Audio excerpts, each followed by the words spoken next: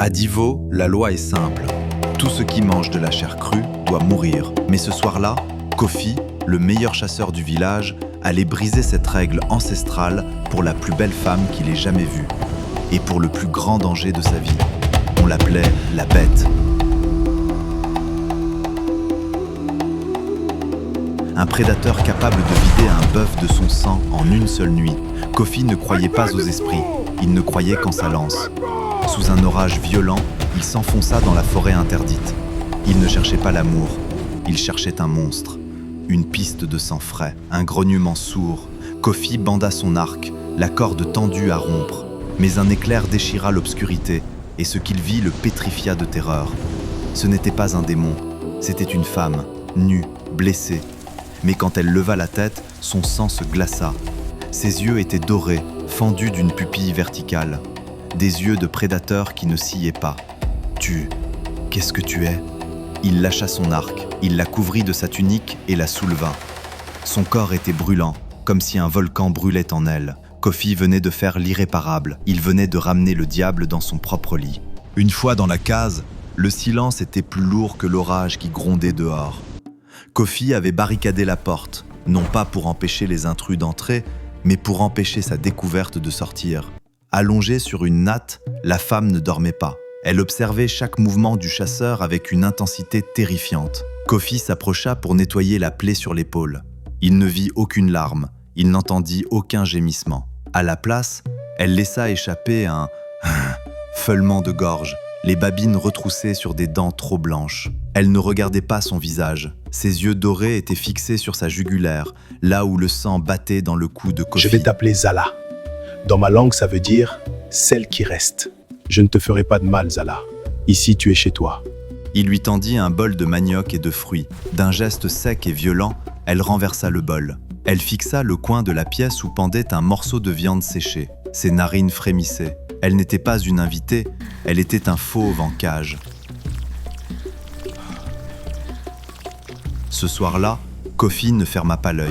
Il restait assis, sa lance serrée contre lui, surveillant Zala. À chaque fois qu'il s'assoupissait, un bruit de griffes grattant le sol de terre battue le faisait sursauter. Ce ne fut que le début d'un long calvaire. Pour nourrir Zala, Kofi devint un étranger pour les siens.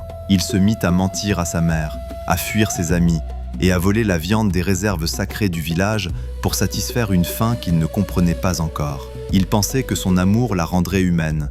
Il pensait pouvoir apprivoiser l'enfer. Mais la nature ne négocie pas. Kofi ne le savait pas encore, mais il n'avait pas sauvé une femme. Il avait invité son propre assassin à sa table.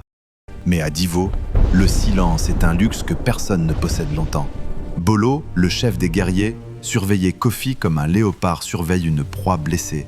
Bolo ne supportait pas le mystère, et encore moins qu'un simple chasseur lui cache une femme aussi fascinante que Zala. Le secret ne dura pas. Bolo avait l'œil partout. Fort, arrogant et prédateur, il ne vit d'abord en Zala qu'une proie magnifique. Mais Bolo était un chasseur né. Il remarqua vite ce que les autres ignoraient.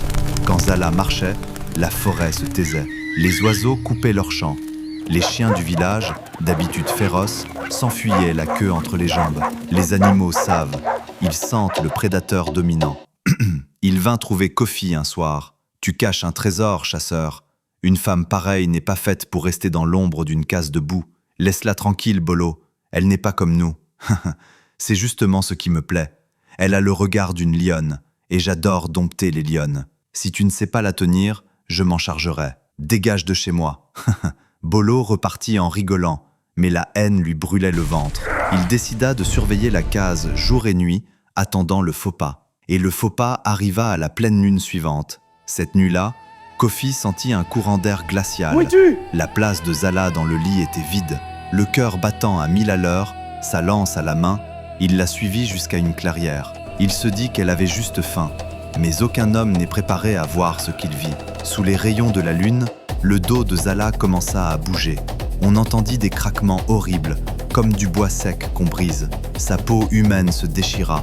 Une fourrure noire comme l'enfer poussa instantanément. Ses mains devinrent des pattes énormes, armées de griffes comme des poignards. En quelques secondes, la femme disparut. À sa place, une panthère gigantesque, un monstre de muscles, se jeta sur une carcasse pour la déchiqueter. Kofi était pétrifié, son instinct lui hurlait de tirer, son arc était bandé, visant la tête de la bête. Mais sa main tremblait trop, c'était Zala, il ne put lâcher la corde. Terrifié, il recula en apnée, fit demi-tour et courut s'enfermer chez lui, barricadant la porte dans le noir. Mais il n'était pas le seul témoin. Dans l'ombre des fougères, Bolo souriait. Il avait enfin compris. La bête qui décimait le bétail dormait dans le lit de son rival. Le lendemain, le soleil se leva sur un Kofi brisé, les yeux cernés de terreur. Quand Zala rentra, humaine, chantonnant une mélodie ancienne, elle posa sa main, cette main qui était une griffe quelques heures plus tôt, sur l'épaule de Kofi. Le contact fut comme une brûlure. Ne me touche plus jamais. Tu sens la peur, Kofi. Pourquoi ton cœur bat-il si vite? Il n'eut pas le temps de répondre. Le tonnerre des tambours déchira le matin. Dehors, ce n'était pas une fête. Bolo était là, debout devant une mer de torches et de lances. Le village entier attendait. Le piège de Bolo n'était plus une ombre, c'était une sentence de mort. Sur la place du village, le silence était total. Bolo trônait au centre, entouré de guerriers. Un sourire de triomphe aux lèvres. Kofi et Zala étaient encerclés. Habitants de Divo, nous avons un traître parmi nous. Kofi prétend avoir trouvé une épouse, mais il nous a ramené la mort. Vous voulez voir son vrai visage? Regardez. Bolo jeta un morceau de viande rouge au sol. L'odeur frappa Zala comme une décharge électrique. Elle tremblait, ses yeux d'or fixés sur la chair crue, luttant contre l'animal qui hurlait en elle. Kofi s'interposa, tentant de la couvrir. « Arrête ça, Bolo, laisse-nous partir. » « Tu as peur qu'on voie le monstre? Très bien. Voyons si elle préfère la viande de biche ou ton propre sang. » D'un geste éclair, il sortit sa dague et entailla profondément le bras de Kofi. Le sang gicla, chaud et fumant, aux pieds de Zala. Le silence devint de plomb. L'odeur du sang de l'homme qu'elle aimait monta à ses narines. Mais Bolo avait fait une erreur de calcul monumentale. Ce n'était pas la faim qui l'a pris, c'était la rage. Tu l'as fait saigner! Boum! Une explosion de poussière. Devant le village pétrifié, la robe de Zala se déchira.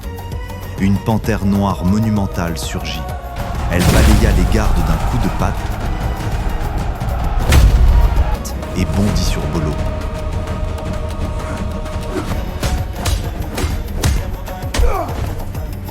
En une seconde, elle le plaqua au sol.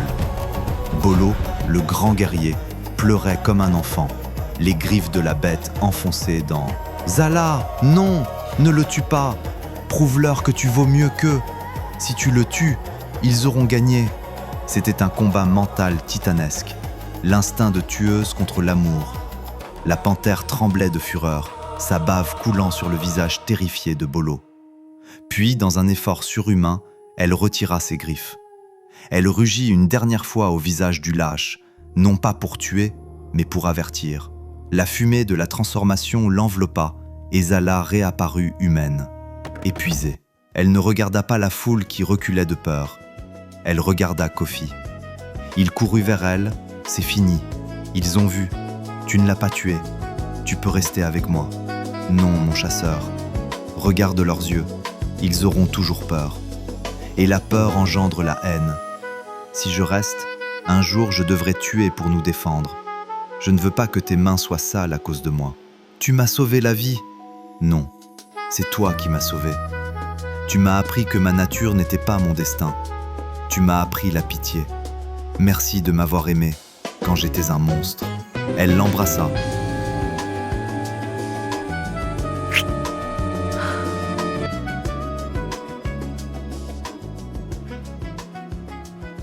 Puis elle s'enfonça dans la forêt sombre.